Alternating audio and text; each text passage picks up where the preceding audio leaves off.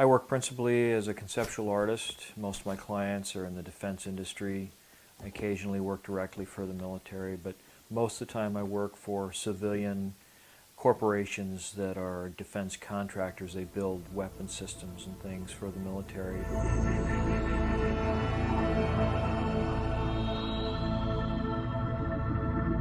I worked for all the major defense contractors. I worked for General Dynamics, Lockheed, Northrop, McDonnell Douglas, Boeing, Rockwell International, Honeywell, Allied Signal Corporation.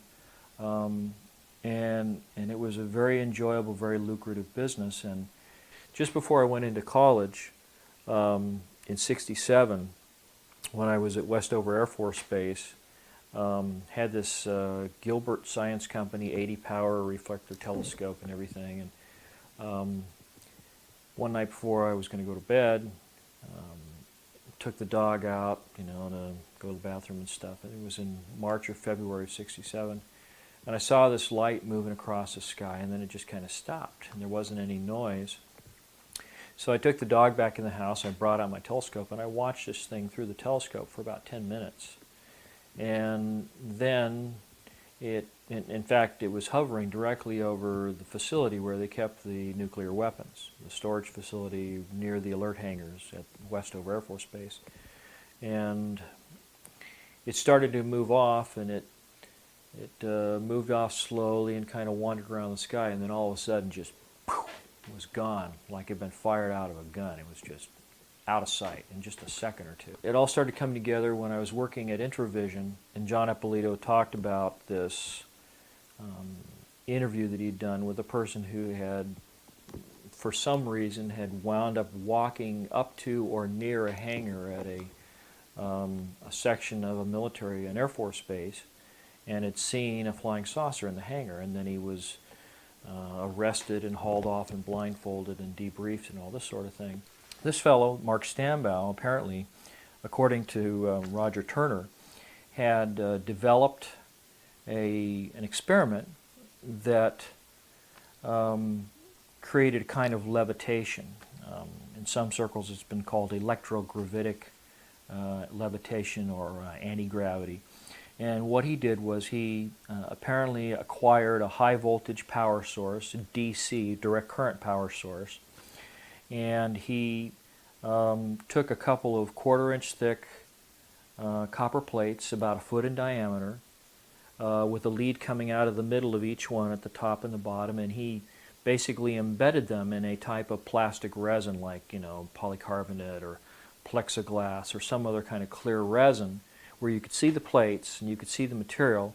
Apparently did everything he could to get all the little air bubbles and stuff out of there so there wouldn't be any pathways for the electricity to break down the material and arc through there. And the experiment was to see how much voltage you could put on this capacitor. This is a plate capacitor in this arrangement. How much voltage can you put on this thing before the insulating material begins to just break down? Well, according to Roger, he got up to about 1,000,000 volts and the thing would begin to float. But it floated in accordance with principles that have been described in a patent that was filed back in the late 50s, early 60s by a gentleman called Thomas Townsend Brown. He and another individual by the name of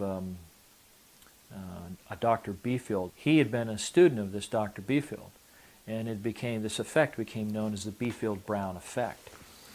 Well, he apparently duplicated the experiments done by Beefield and Brown, but the one aspect that they found about this arrangement was that the levitation would always occur, or movement would occur, in the direction of the positively charged plate.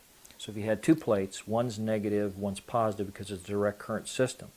And if you have the positive plate on top, it would move in that direction. If you had it on a pendulum, it would always swing in the direction of whatever direction the positive plate was facing. Beefield Brown had even done some experiments in the 50s where he had put a couple of these type of capacitors on a like a little pivoting point. And these things would spin as you charge them. I got a call from a kid that I had known at Art Center, a fellow by the name of Brad Sorensen. And he apparently had seen the magazine, recognized my name, and contacted the art director, who gave him my phone number, and he called me up. And it turned out that he had gone to work for a design firm in the Glendale, Pasadena area of California. Ultimately wound up acquiring most of the clientele for this particular agency. In the process, had developed a sort of a business practice where he would create products, conceptual designs, and products for different clients. And the way he structured his business, he would set it up so that if he came up with some new and novel design, something that was patentable, the client would pay to have the patent secured, and then he would agree, if the patent was in his name, he would agree to license it exclusively to them and no one else, and then they would pay him royalties. So he got his clients to pay for all his patents, and then he had all these royalties coming in, and he was a millionaire before 30. And this is Brad Sorensen coming back to me, 8 years after school, and we're talking again. He's telling me all these interesting stories. And so there was an air show that was coming up out at Norton Air Force Base, which used to be an active Air Force base right on the eastern fringe of San Bernardino in Southern California. It's about 50 to 70 miles outside of Los Angeles, due east of Los Angeles, right along, just north of Interstate 10. And I suggested that we get together and go to this air show, and I'd heard that they were going to have a flyby or a flying demonstration by the SR-71 Blackbird, and he seemed to know a lot about that, so I said, well, let's do that. Well, it turned out the last minute the magazine Popular Science came back again and said that they had some really, really crazy deadline for another illustration. They wanted to know if I could do it over the weekend, have it finished by the following Monday or Tuesday.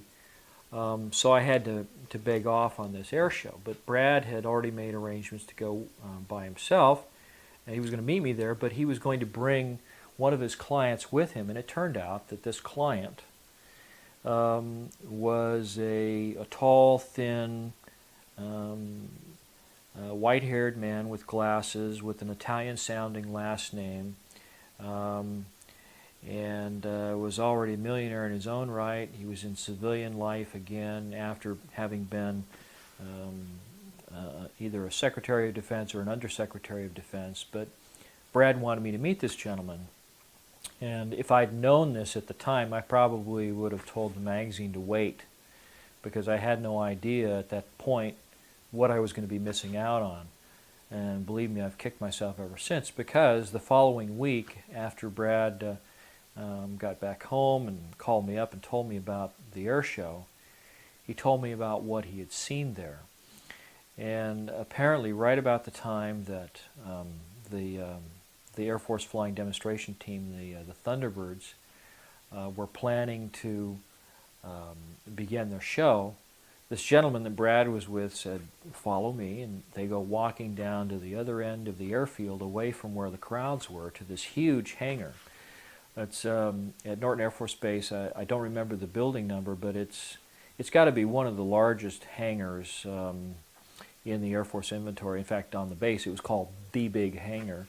It looks like 4 giant Quonset hut-styled hangars that are all connected in the middle with shops and work areas out around the edges, and there's sort of a divider in the middle. But they can work on several of these C5s in these hangars all at the same time. They can just drive them right in underneath the roof with their tail sticking out, the doors, and work on them inside, away from the weather and the heat.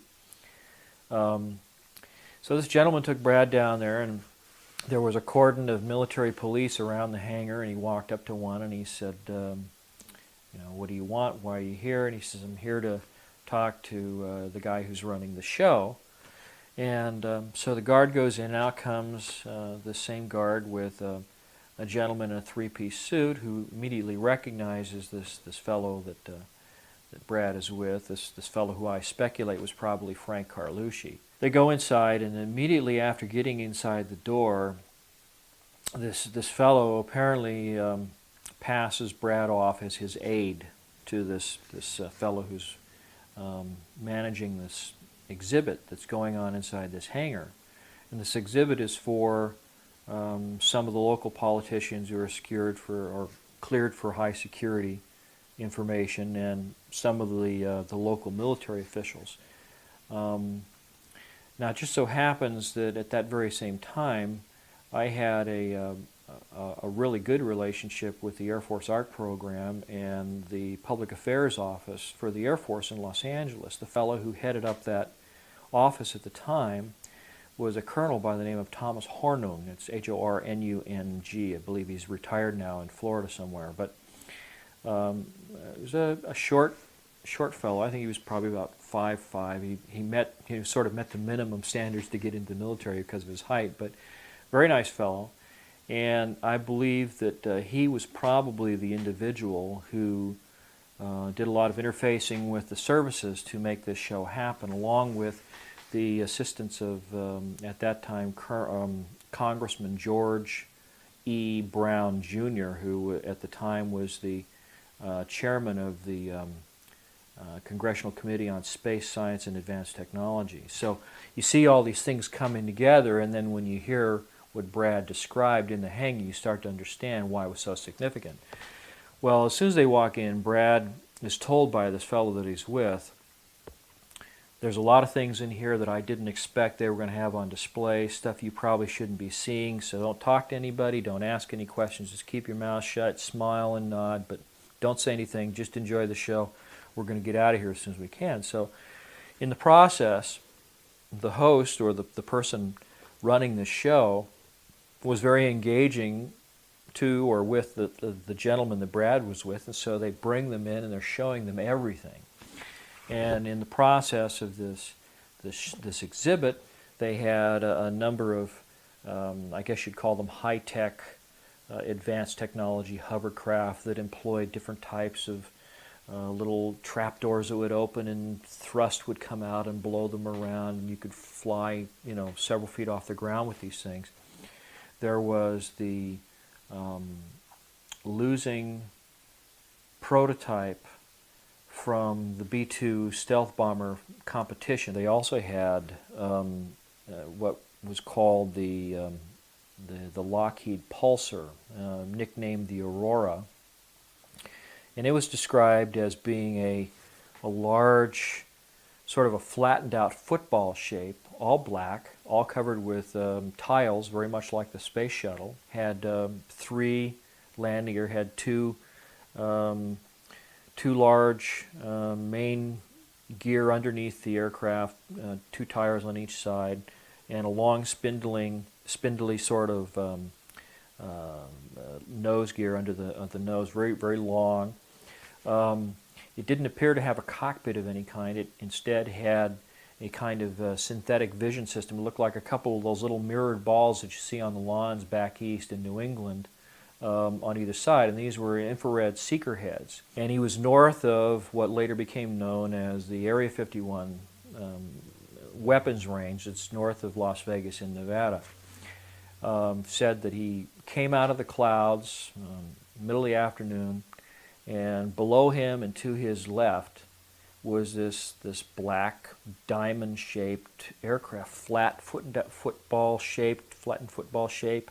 But this one had a cockpit on, a little canopy, had a vertical stabilizer above and vertical stabilizer below, and it had a couple of little like NACA ducts for the inlets for the air, for the jet engines, and then a couple little openings in the back, kind of like the ones on the stealth fighter, where they spread the exhaust stream out so that it disperses the heat, allows the heat signature of the plane to be dropped off dramatically so they're not susceptible to heat-seeking missiles and things of that kind. But this pilot, in recounting the story to Hal McCormick, says that he called his ground controller and said, "Why didn't you tell me there's other traffic in my area? Why didn't you tell me that there's somebody else here?" And they said, "Well, because there is nobody else there." And he said, "Well, the hell there isn't.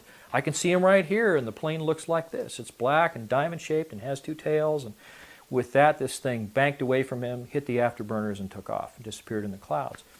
And the next thing that happened was you got a call from the ground control unit, which just happened to be the tower at Nellis Air Force Base, and it said, divert to Nellis, land, stay in the aircraft, don't depart the aircraft. Someone will meet you there. So he immediately diverted to Nellis,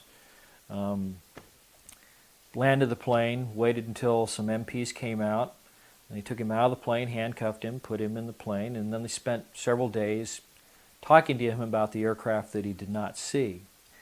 And so this all kind of came full circle for me. But the thing that Brad said when he described this Aurora-type aircraft in this hangar, along with these other unusual vehicles, was that it employed a very unusual kind of technology.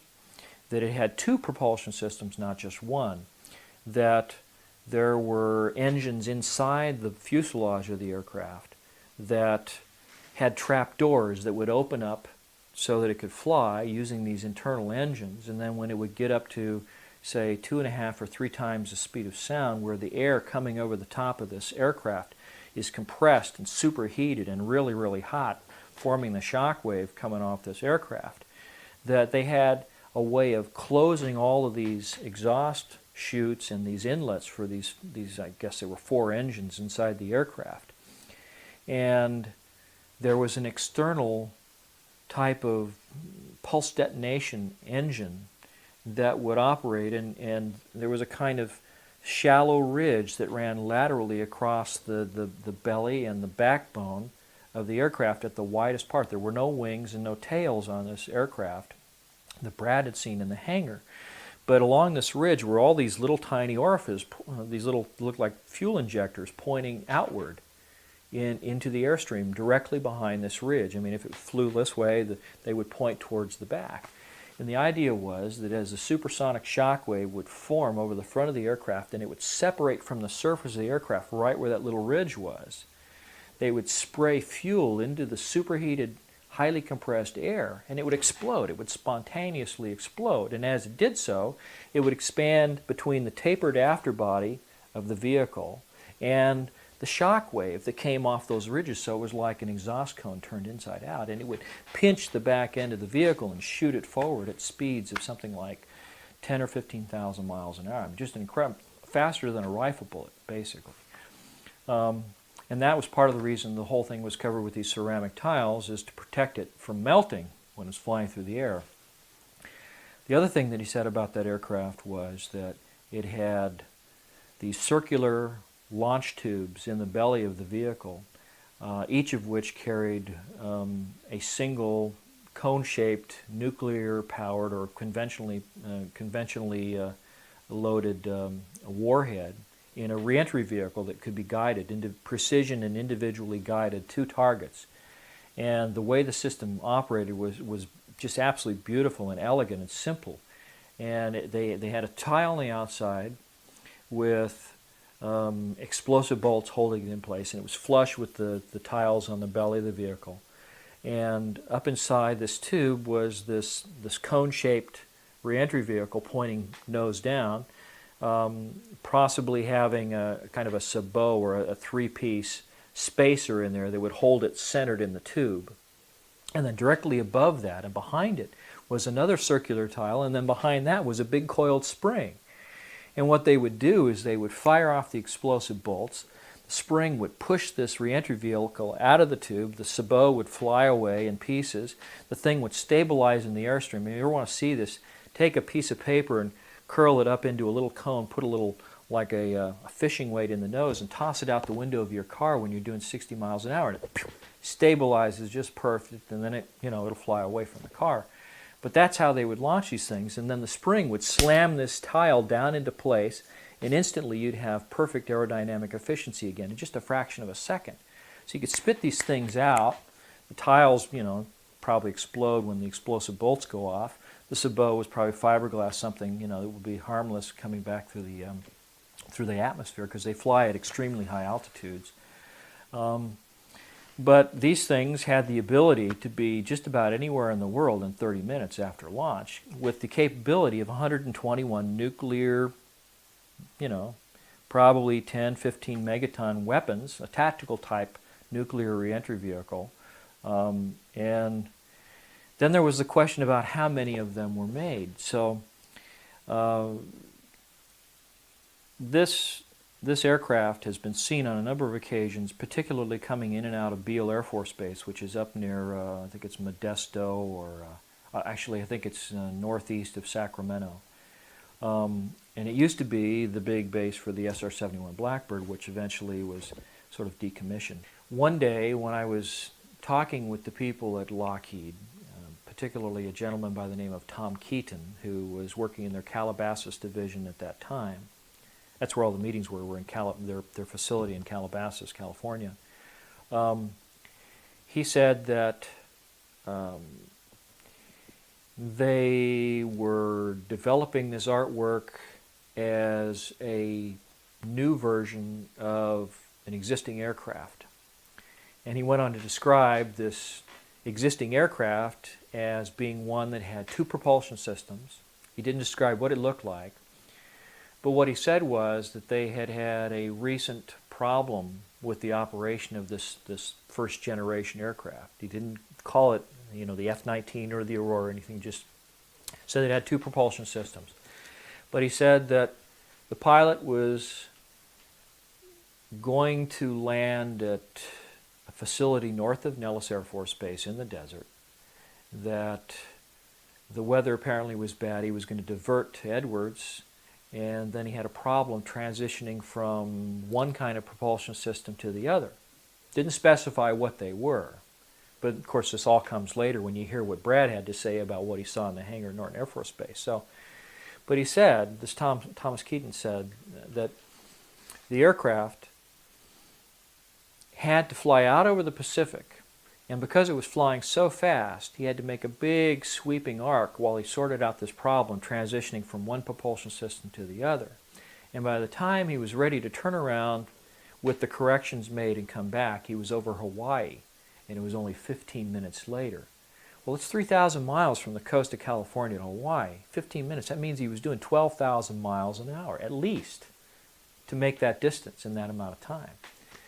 So obviously, then there were all of these stories about what people thought were double sonic booms or earthquakes or something, that when you tracked all the seismic activity over Los Angeles, there was this perfect pathway going over Los Angeles that crossed, or basically made a connect the dots kind of illustration between the Pacific Ocean, Los Angeles, Edwards Air Force Base, a facility that Lockheed had near Bakersfield, which I can't recall the name of now, and then of course the Area 51 facilities north of Nellis Air Force Base. So it was like they had three options of where they could land: Edwards, this other interim facility that Lockheed had, and then Area 51. So getting back to Brad's story at Norton Air Force Base, one of the other things that he said was that after they showed them all of this aircraft and all these little hovercraft and the flying wing and all this thing, he said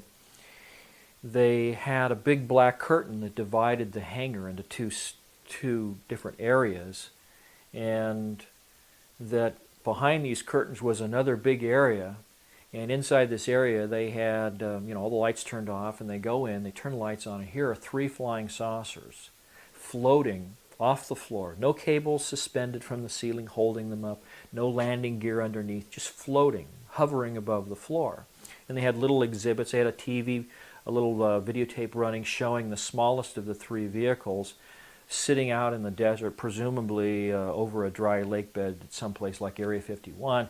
And it showed this vehicle making three little quick hopping motions like that, and then accelerating straight up and out of sight until you couldn't see it, and completely disappearing from view in just a couple of seconds. Just boom, no sound, no sonic boom, nothing. They had a cutaway illustration, pretty much like the one I'll show you in a little bit, that showed what the internal components of this vehicle were, and they had some of the panels taken off so you could actually look in and see oxygen tanks and a little robotic arm that could extend out from the side of the vehicle for collecting samples and things. So obviously, this is a vehicle that not only is capable of flying around through the atmosphere, but it's also capable of going out to space and collecting samples. And it's using a type of propulsion system that doesn't make any noise. As far as he could see, it had no moving parts, and Didn't have any exhaust gases or fuel to be expended. It was just there, hovering. So he listened intently and collected as much information as he could, and when he came back, he told me how he'd seen these 3 flying saucers in this hangar at Norton Air Force Base. And on November 12th, 1988, it was a Saturday, and he said that the smallest was somewhat bell-shaped. They were all identical in shape and proportion, except that there were 3 different sizes. The smallest, at its widest part, flat on the bottom, somewhat bell-shaped, had a dome or like a half of a sphere on top, and then a little ledge around that, and then sloping sides like a skirt, and then the flat bottom. And the sides were sloping at about I'd say about a 35-degree angle from pure vertical.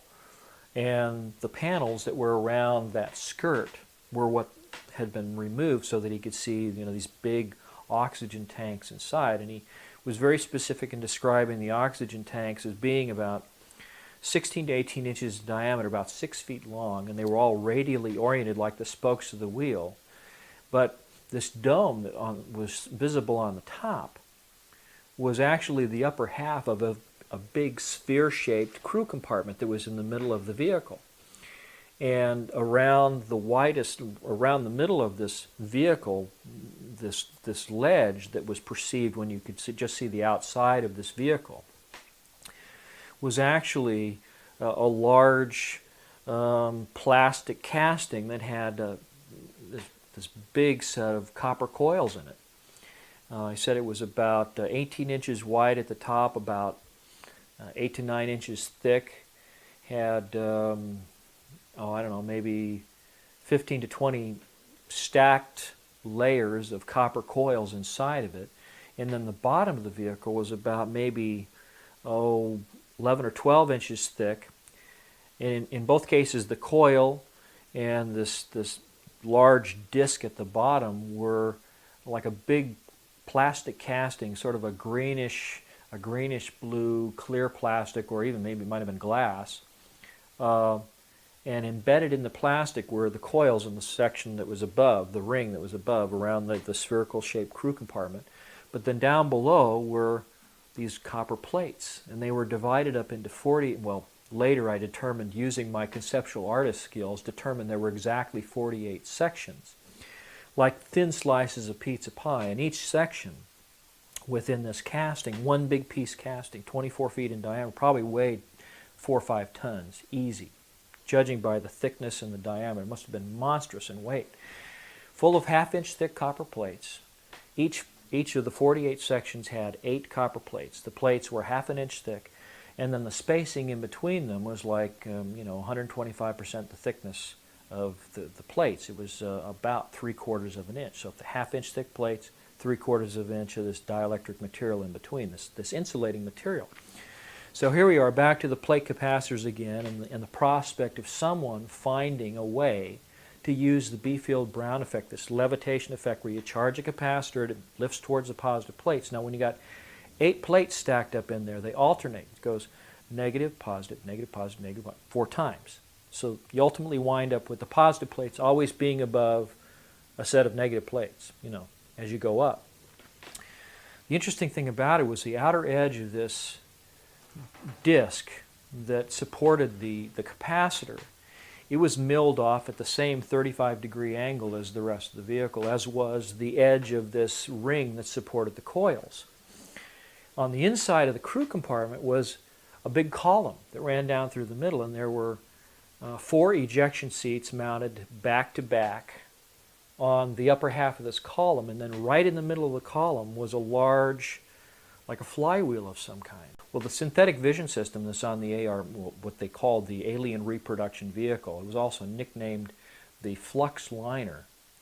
This anti-gravity propulsion system, this flying saucer, one of 3 that were in this hangar at Norton Air Force Base. This synthetic vision system uses the same kind of technology as the gun slaving system that they have in the Apache helicopter, except in this case you have 2 cameras, and it picks any pair of the cameras in that pattern of 6 that are around the circumference, including the one on the top. Whichever pair most closely matches the orientation of the pilot's head.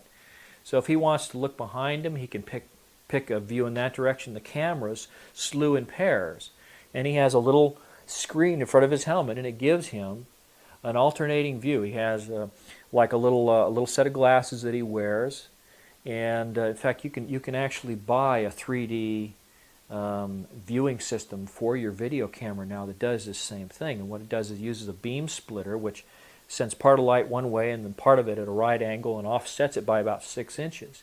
And then it has an electronic shutter in there that uses these like a liquid crystal type material that darkens and becomes transparent at intervals of about 1/60th of a second or a 1/30th of a second. And so the cameras, as they're looking around, are giving him a right-left view. And the goggles, the things that he's wearing, he has 2 little projection screens inside his helmet. And they both project, well, 2 cameras, but 1 projection screen.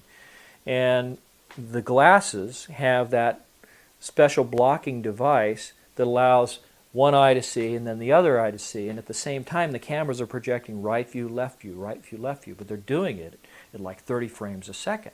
And so when he looks around, he has a perfect 3D view of the outside, but no windows. So why do they have no windows? Well, it's probably because the voltages that we're talking about used in this system, similar to the experiments that were done by Mark Stambo, are probably something between, say, 500,000 and 1,000,000 volts of electricity. Brad said a couple things about this system. Now, I should also describe it. He said there were 3 vehicles. The first one, the smallest one, the one was partially taken apart, the one that was shown in the video that was running in this hangar, November 12, 1988 at Norton Air Force Base, was about 24 feet in diameter at its widest part, right at the base of that flange. The next biggest one was 60 feet in diameter at the base.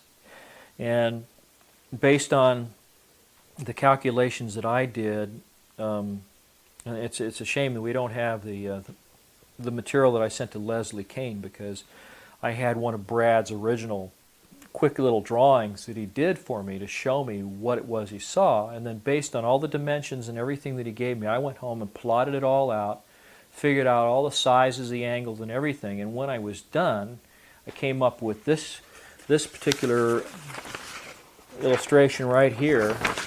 This shows the cutaway.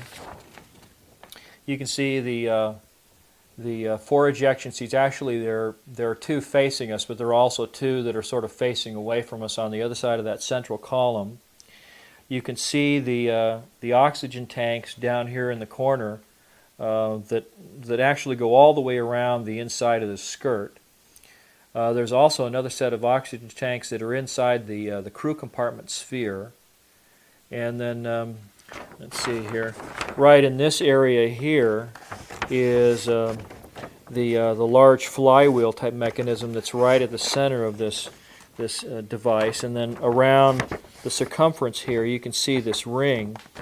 Okay, yeah, I'm sorry about that. You can see the ring that's basically the coils. Now, I started looking at the design of this thing, and it occurred to me that what I was looking at there was a huge Tesla coil, which is kind of like an open-air transformer. You take a large diameter coil with a few heavy, large diameter windings of copper coil. It's like a big, like a donut-shaped coil, or a toroidal coil is what it's called, a toroid, like a donut. And you, say, have maybe 100 windings in this coil, and then in the middle of that coil you have a column with several hundred windings, maybe a much finer wire. But what happens is when you throw electricity on this large diameter coil, it creates a field, and the field is itself shaped like a big invisible donut. And the field lines in this toroidal or donut-shaped field that's around the electrified coils, the field lines are all in planes that are radially oriented, just like the capacitors.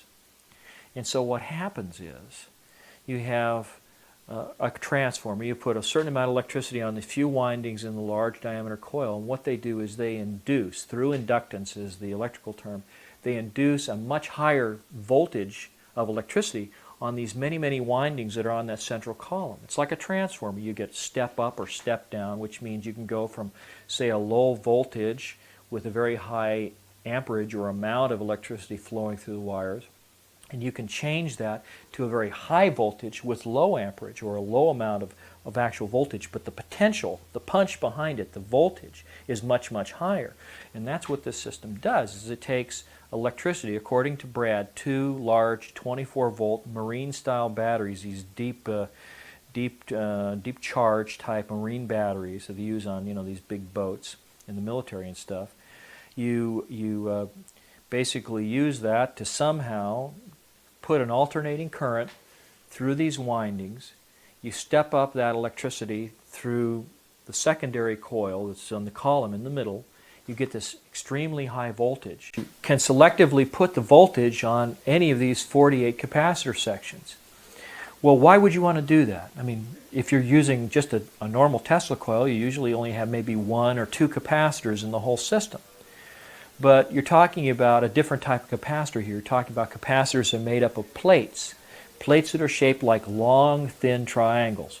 And they're all radially oriented, just like the spokes of the wheel, just like the oxygen tanks, just like the field lines from that large diameter coil. So you begin to realize as you look at this system, if you're an electrician or you just somebody knows a little bit about Tesla coils and the way that they're set up, you begin to realize that the orientation of the components is really the key to making the system work. Why so many different capacitor sections? Well, okay, if you just have one big disc like Mark Stambaugh did with his experiment at the University of Tucson, which, by the way, was confiscated by men claiming to be from the government that were claiming privilege under the National Security Act. They took all this stuff, interviewed all of the people that saw the experiments, told everybody to keep their mouth shut and not talk about it. But I heard about it from his roommate who knew what had happened. But in that case, you just get levitation, but you don't get any control. You have this thing floating around, and it's just sort of floating on, you know, whatever this field is that it's producing. But you don't have any control. So what happens? You break that disc up into 48 individual sections, and then you can decide how much electricity you want to put on this side or over there on that side. And so you control the amount of electricity, the amount of thrust and vectoring that you get. You can make the thing roll around like a coin about to come to stop after you flick it onto a desk. You can make it go straight up. You can make it bank and turn, yaw, pitch, whatever you want to, by virtue of the fact that you can control where the electricity goes in those 48 different sections. And if you ever take a circle and you divide it up into 48 equal sections, you'll find that those are really thin little slices. I mean, they're like maybe 1/10 or 1/12 of the kind of typical wedge you get when somebody slices you a piece of pie, a pizza, you know, or something. But anyway, so you have this capacitor, or these 48 individual capacitors, and you have one big Tesla coil. So you've got to have some kind of a rotating spark gap, just like the distributor in your car, that sends the electricity out to each of those sections, and then you have to have some way of controlling how much electricity goes to each one. So, but the system explains itself in a way, because you've got 4 sets, 4 pairs of plates, you know, 4 sets of 1 positive, 1 negative, times 48 sections. So what do? You have your spark gap set up so that if you want to have only a little bit of electricity on this one particular capacitor module, you only charge 2 of the plates in the stack. You want a little bit more on the one next to it, you charge 4. You want a lot, you charge 6. And if you want the maximum thrust from that one particular module, you charge all 8. So that's how they can control it subtly. They can get it to do whatever they want to. Now, Brad, when he described the control system, said that on the one side there was this big high voltage, what they call a potentiometer. It's like a rheostat, like a big controller. It allows you to put progressively more electricity through the system as you push the lever. Now, on the other side of the control system, there was a sort of a metallic bar that came up like a stork's neck, and at the top of it, or right at the very tip of it, was a sort of metallic-looking ball. Well, attached to that ball was a kind of a bowl that seemed to just hang off the bottom of that ball. It just almost like it was magnetically attached to it. And he said that the system, when you watched it as you were standing next to it, he said the whole thing would just sit there and it would kind of rock and list, almost like a large ship at anchor in the ocean, in a harbor, floating on the water, literally on a sea of energy, as I think it was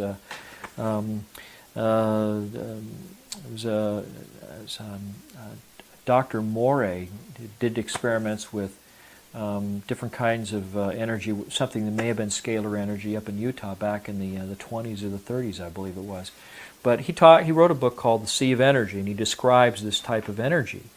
And Brad said that when this thing was moving around, that the system wasn't energized to its full strength, and so components inside of the ship were still subject to some influence by gravity. And he says as it would start to list in one direction, that bowl, because of the influence of gravity, would swing in the same direction. As it started to tilt, it would slide over, and it would power up the system on that side, and it would bring it back to a righted position, all by itself, completely unmanned. It would sit there, and it would correct itself just while it was sitting there.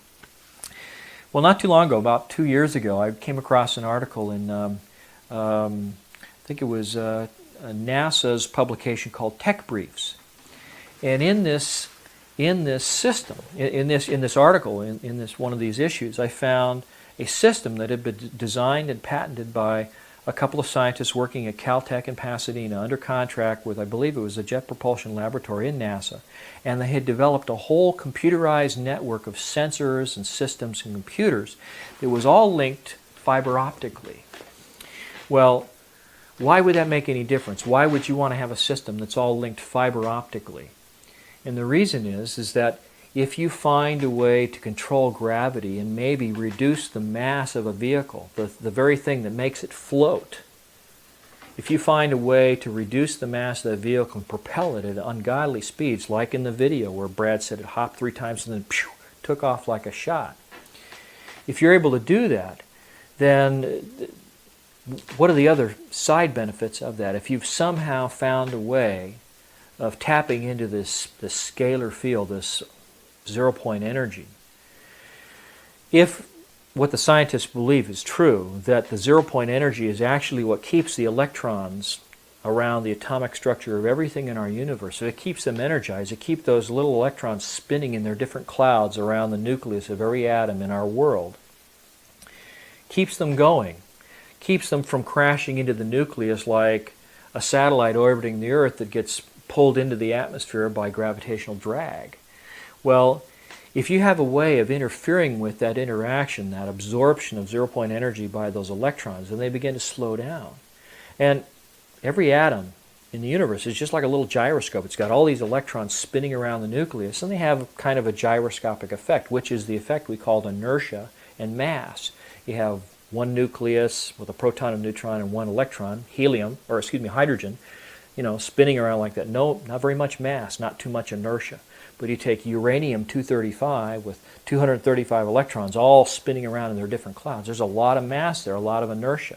It's because it's like a bigger gyroscope in a way. That's the analogy that I've kind of picked up here. But if you have a way of interfering with that absorption of zero-point energy so those electrons become de-energized, they begin to slow down, the effect of that inertia, that gyroscopic effect, begins to drop off, and the mass drops off too. Even though the atomic structure is intact, even though it's still there, it's still uranium, but it's not as heavy. One of the things that Einstein said was that you could never accelerate anything up to and past the speed of light. Because if you did so, you would have to have all the energy in the universe, because as you accelerate through space, mass increases. And one of the old films showing this concept shows a train going faster and faster towards the speed of light, but the train keeps getting bigger and bigger and longer until the engine just can't pull it, so it can't ever pass the speed of light. But what if you have a system, a device, that absorbs that zero-point energy and prevents it from interacting with the atomic structure of your vehicle, and at the same time is providing additional power to the capacitor section, this whole electrical system that's going on in the vehicle that's running. what happens is that as you go faster, as you accelerate, all of that added energy, which would keep those electrons spinning faster and faster and increasing the mass like Einstein described, that same energy would be converted into thrust. But it's not allowed, it's not being channeled in a way that allows it to interact with the atomic structure of the vehicle and make it get heavier and more massive, have more inertia. So the faster you go, literally, the faster you are able to go, because you're tapping all that energy which would otherwise increase your mass, just like Einstein said. So in effect, the faster you go, the easier it becomes to go up to and exceed the speed of light. Now, Brad said that in this exhibit at Norton Air Force Base that a 3-star general said that these vehicles were capable of doing light speed or better. Oh, by the way, and the largest of 3 vehicles was about 120 to 130 feet in diameter. I mean, that's massive when you think about it. It's just huge. There's a scientist in Utah by the name of Maury B. King. He's written a book called Tapping the Zero-Point Energy, and what he maintains is that this energy is embedded in space-time all around us. It's in everything we see. I think it was, I don't know, was it James Clerk Maxwell speculated that there's enough of this flux, this electrical charge in the nothingness of space, that if you could capture all the energy that was embedded in just a cubic yard of space, that you'd have enough energy to boil the oceans of the entire world. That's how much energy is sitting there waiting to be tapped. Now, one of the things that Maury B. King said was that the best way to tap that energy is by driving it out of equilibrium. It's just like a bunch of cigarette smoke in a box.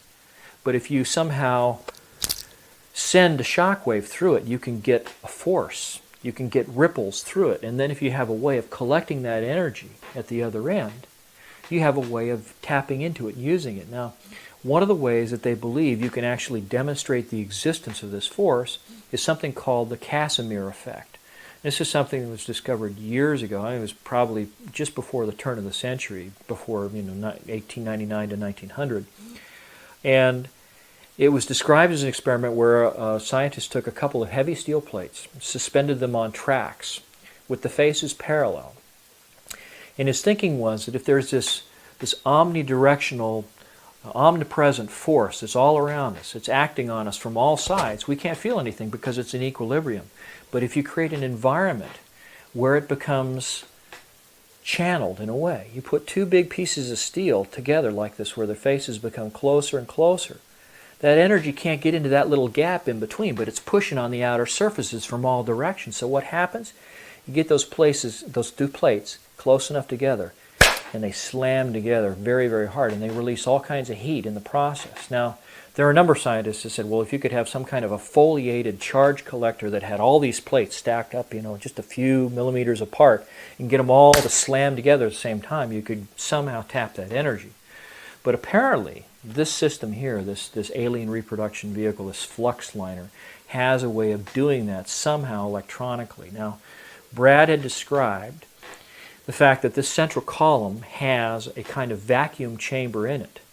And the vacuum chamber is one of the things that you hear all these scientists who describe these over unity or free energy devices they build. They all have some kind of vacuum tubes, vacuum technology. Even the Philadelphia experiment, where they supposedly made a whole battleship disappear, used tons and tons of vacuum tubes, the real big ones they used to have back in the 40s.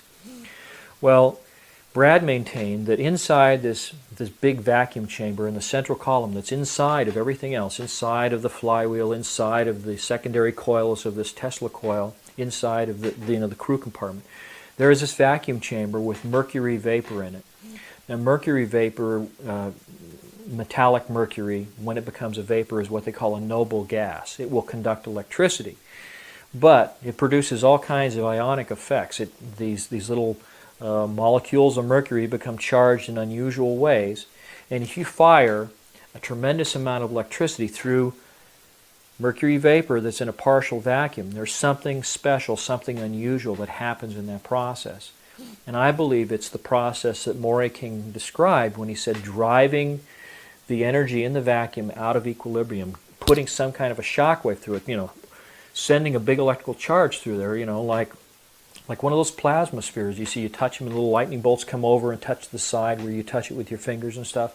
The same kind of thing, but in a very controlled, very directional kind of way. Now, the other thing that I believe happens here is that as this system begins to tap into this zero-point energy and is drawing it away from the local environment, the whole craft becomes lighter in weight. It becomes partially mass-canceled, if you will, which is one of the reasons why just a little bit of energy on the capacitors can shoot it all over the place. Now, I talked about this article in Tech Briefs where they were developing a whole system that was all linked by fiber optics. It allows you to evaluate and control computers and different systems. Well, one of the things that I believe that happens is when you take a system like this and you fire it up and everything in the system starts to become mass-canceled, the next thing that happens is that the electrons that are flowing through the system also become mass-canceled. And what does that mean?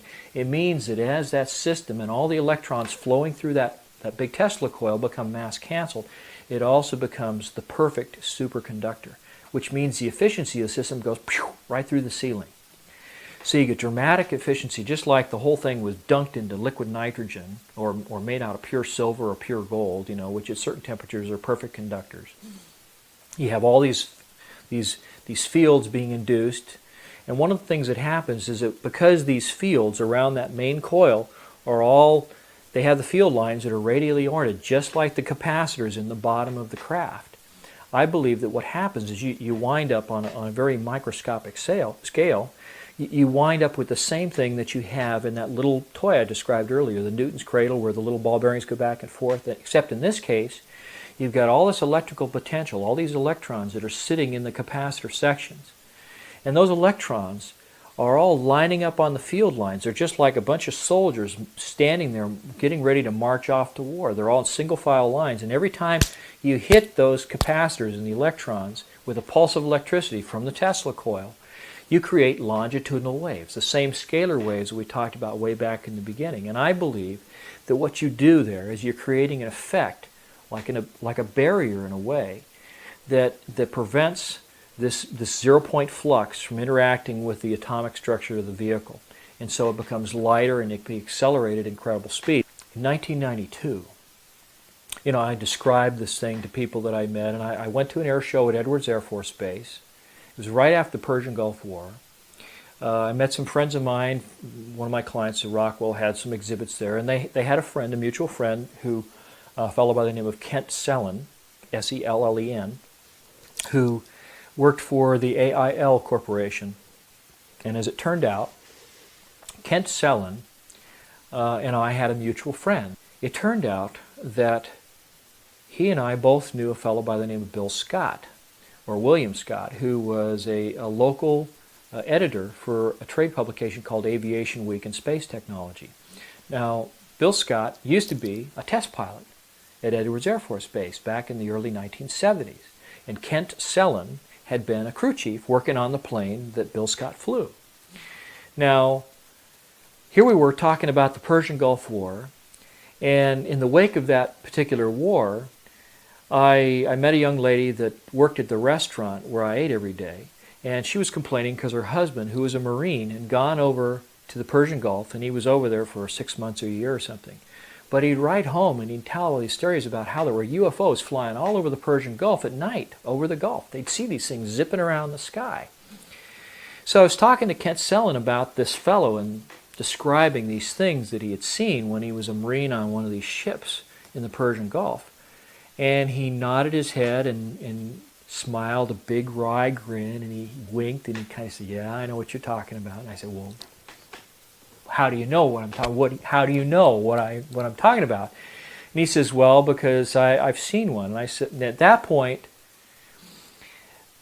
I keyed in on something that John Eppolito of Intervision had told me about something in a hangar, something that someone had seen in a hangar.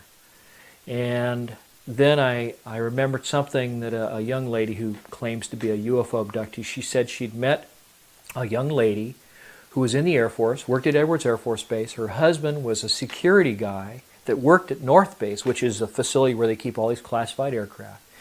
And during the Christmas break one year, she said that they were all bored and lonely. He was the only guy out there, so he invited her out to North Base in the middle of the night, and he took her around and he showed her all these classified aircraft in these hangars, and one of them was a flying saucer. And what did it look like? It was flat on the bottom, had sloped sides, has a dome on the top with the little plastic bubbles with the synthetic vision system, the whole bit. So I said to Kent, when I'm meeting him at this air show at Edwards in '92, I said, well, was it flat on the bottom and had sloping sides and a dome on the top and little bubbles, little camera things? He said, oh, you've seen one. I said, well, let me borrow your pen. So I took out a little piece of paper, drew a sketch. I said, did it look like that? He says, yeah, that's it. That's what it looks like. I said, well, so when did you see this? He says, I saw it in 1973. I said, well, where? When? How do you know? When did you see it? He says, well, I was a crew chief.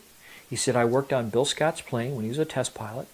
And he says, one night my ship supervisor said to me, go out to North Base. They've got a power unit out there, a ground power unit for an aircraft that's leaking or failed or something. So we need you to take a tow vehicle out there, go out, pick it up, bring it back, drop it off at the repair depot. He says, then you can go for the night because we finished all our other work. Well, instead of going around the big perimeter road that goes up to the main entrance of North Base, what this young man did, what Kent Sellett did in 1973, one of the same years I was in the Air Force, he drove straight across the dry lake bed at Edwards to the North Base facility, assuming that the security was so tight out there that they would see him coming, with their thermal imaging systems or whatever they had back then, and that the security people would pick him up and say, okay, it's over there, get it and leave. Well, instead, what happened is he comes up off the dry lake bed, rolls right up on the tarmac, and is going down these rows of hangars. They're all Quonset-style hangars back then. And he stops in front of the first one with the doors cracked, expecting to find this defective ground power unit. And what does he see? He sees this flying saucer sitting in the hangar, hovering off the ground, which brings me back to John Ippolito's story about a guy who saw a UFO in a hangar, sometime prior to 1982 when I met him.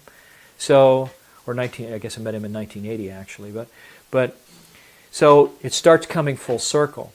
So I said, well, what happened? He says, well, this thing, was flat on the bottom, sloping sides, had little cameras in these little plastic domes all over, and there was a door on the side. And he says, I wasn't there for 15 seconds, and I heard footsteps running up to me. Before I could even turn around and look, he says, there was a machine gun barrel at my throat, another one over here, and he says, a gruff voice says, close your eyes and get on the ground, and we're going to blow your head off. So they put a hood over his head, blindfolded him, hauled him off, and they spent 18 hours debriefing him. And while they did, they told him things about this vehicle that my buddy Brad didn't even know, just from what he could see, standing in that exhibit with his eyes closed, with his eyes open, not saying anything. Well, Kent Sellett tells me that the upper and the lower sections of the crew compartment, they're made out of what's called a pultruded sphere. It means that you take a composite material like Kevlar or fiberglass or carbon thread, and you embed it with resin, and then you wrap it around a ball-shaped mandrel while it's still wet. And all these fibers bind together into a huge, incredibly strong sphere, probably stronger than steel, and capable of, holding up to, machine gun fire. Everything won't go through it because it's just like a big piece of armor plating. But at the same time, they set it up so the top and the bottom halves can be split. And they mold a little flange all the way around on each of those. And that flange is what holds the primary windings of the Tesla coil together. Now, he said that one of the things that they designed into the system was that if the pilots of this thing were at high altitude and they had to eject, there's all this ionized air around the craft that could fry these pilots when they went to eject, so they couldn't just pop out of there.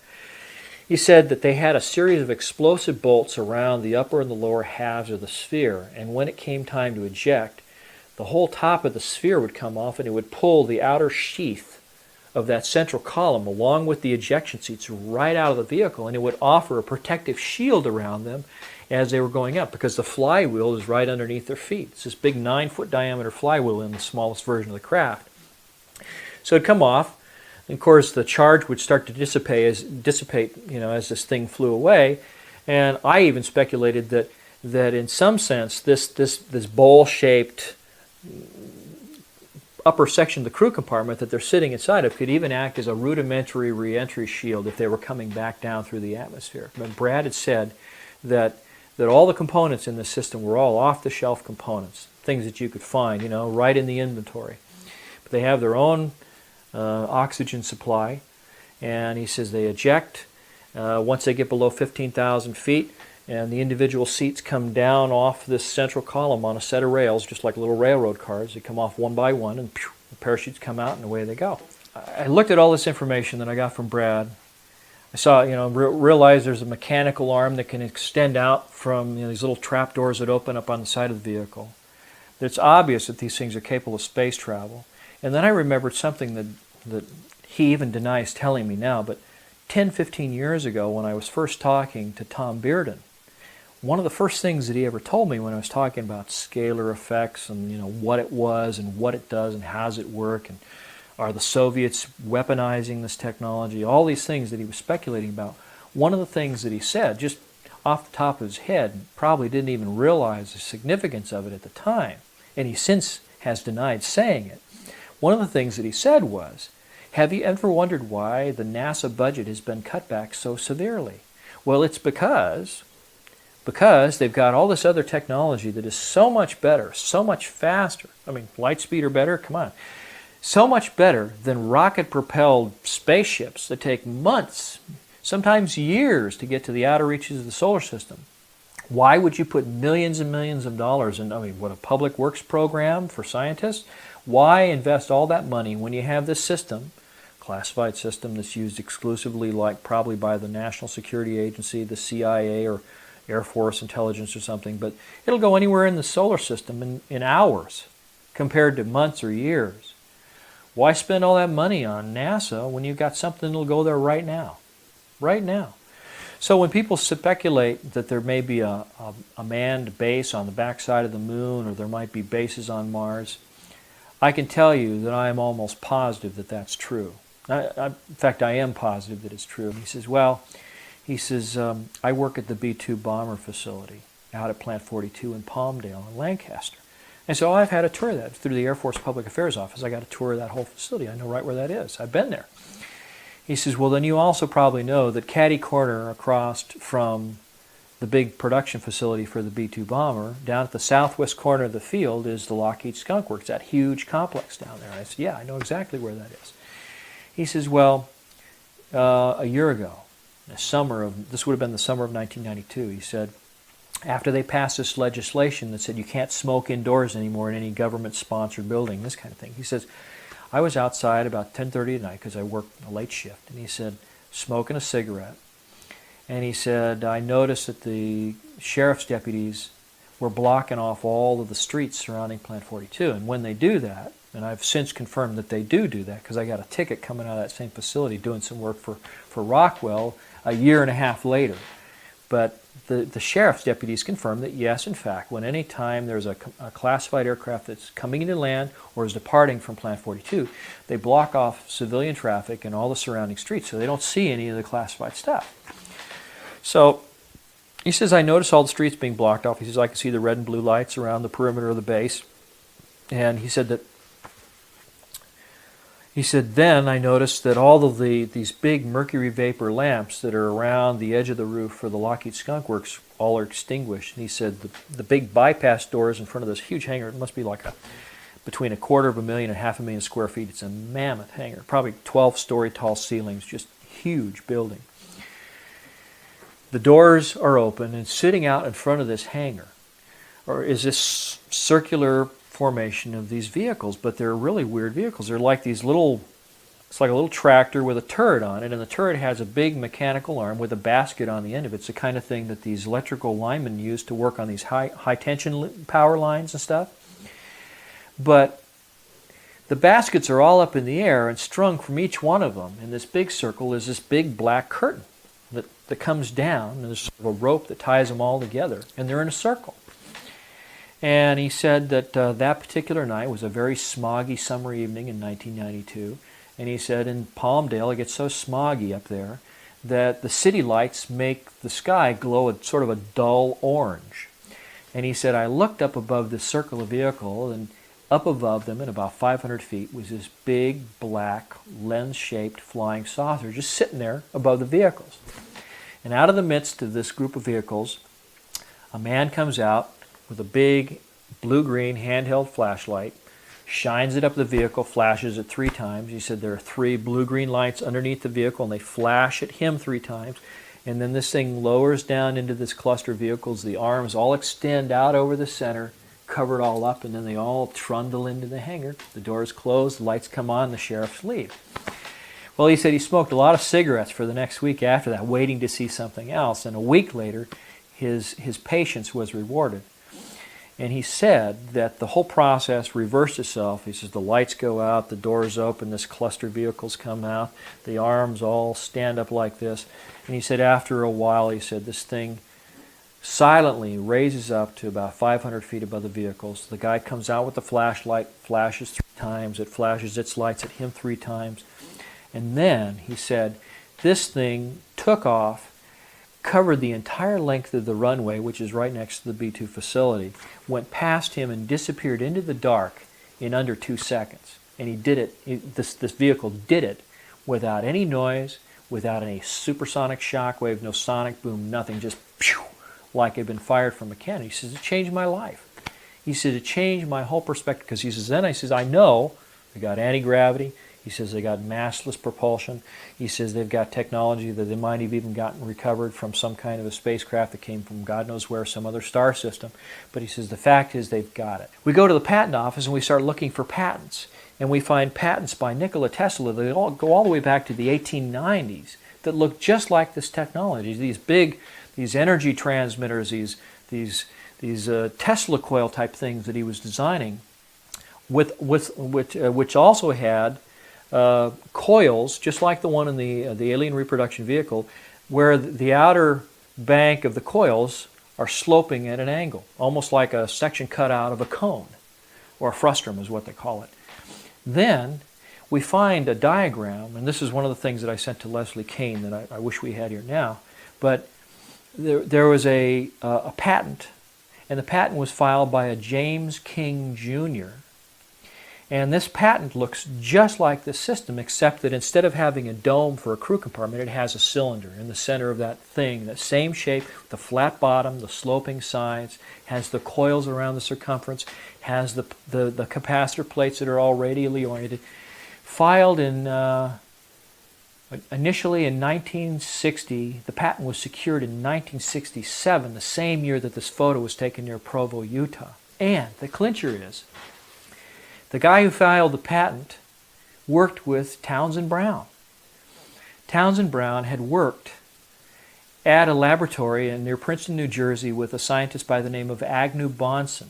In the Bonson laboratories, they did all these experiments that they presented this, what they were calling electrogravitic propulsion, to the Navy. And the Navy basically poo-pooed it, at least according to the stories. They didn't seem interested, and yet, on film, there is a film available now. You can get it from Atlantis Rising magazine and a couple other places. There is some video that was converted from the 16 millimeter film that was shot by Agnew Bonson's daughter. It originally was called Daddy's Laboratory, and it shows all these experiments that Bonson and Thomas Townsend Brown did, along with their assistant James King, who filed the patent, that show little discs, levitating and shooting off sparks and stuff.